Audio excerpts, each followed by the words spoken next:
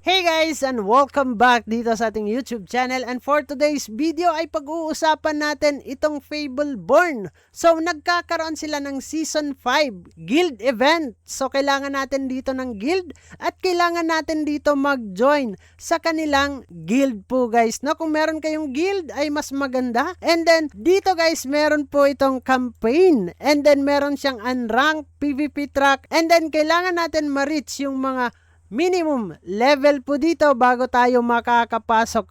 Like katulad nitong rank PvP events, kailangan natin makapag level 6 dito. As of now, nasa level 4 pa tayo guys.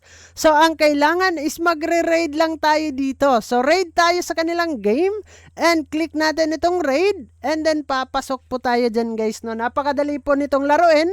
Kailangan lang natin takbo-takbo. And then, kailangan natin maka-extract dito, guys, sa kanilang game. So, ganyan po siya, no? And, ganun po yung game niya, guys. Kailangan lang natin makapag-skill para hindi tayo mamatay.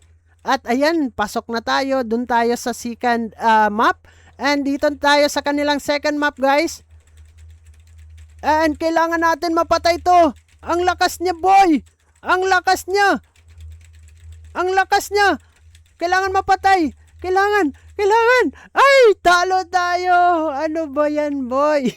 Ang lakas nila. So, kailangan daw natin magkaroon ng 3 star to complete the level po dito, guys. And then, click natin yung continue and then pabalik tayo dito. So, merong dalawang pamamaraan dito para makapasok po tayo dito sa kanilang event. Kailangan natin maging guild leader and kailangan natin dito makapasok sa guild. As of now, guys, wala tayong guild. So, parang hindi tayo available sa nagaganap ditong campaign po nila. So, pagpasok natin dito ng guild guys, kailangan meron tayong guild membership na kailangan natin ng 285 na power token.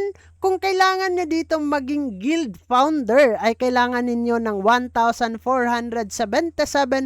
power token. So, magkano ba yung power token as of now? So, nasa 4.71. Yung 1,477 guys ay nasa mahigit 7,000.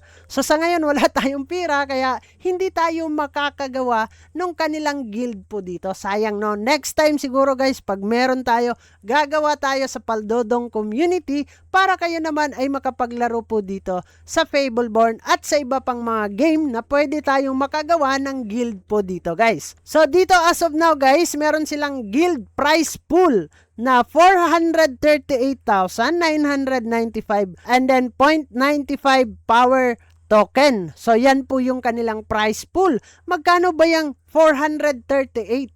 Tingnan natin guys.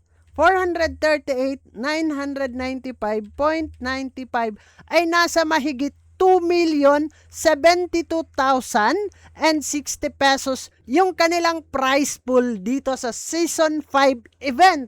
Grabe naman yung pamigay nila. Pwede kang kumita ng 2 million dito kung bata ka ditong maglaro guys. Pero yun nga lang, meron ka bang 7,000 na panggawa dito ng guild?